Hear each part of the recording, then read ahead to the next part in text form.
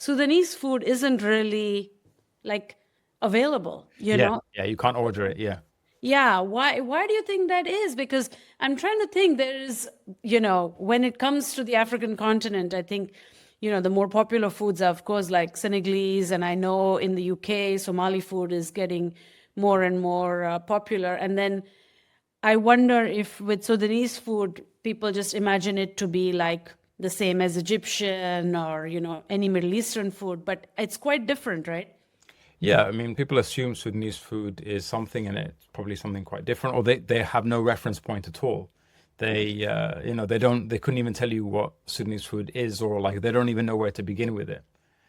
Whereas Sudanese food is a really interesting like mixture of cultures. What's so interesting about Sudanese food is a fusion of many different cultures because Sudan is itself is a fusion of so many different people and cultures from different backgrounds. So you're right, it is similar to Egyptian food and kind of food from West Asia and the Eastern Mediterranean. It is similar to those foods. A lot of foods are borrowed from that region because we share a language and we share a history.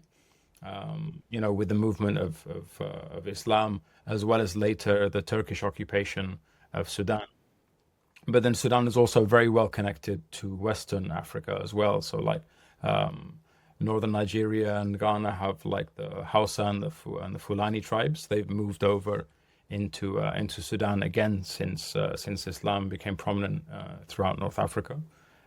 And it kind of strengthened the connection between kind of West African foods and Sudanese foods, and there's a lot of like cross communication there, as well as like local indigenous things. So like East African reliance on grains. I mean, our main grains are sorghum and millet, and eventually the British introduced wheat and things like this as a cash crop. So it's just a really interesting mixture of different food ways, I guess.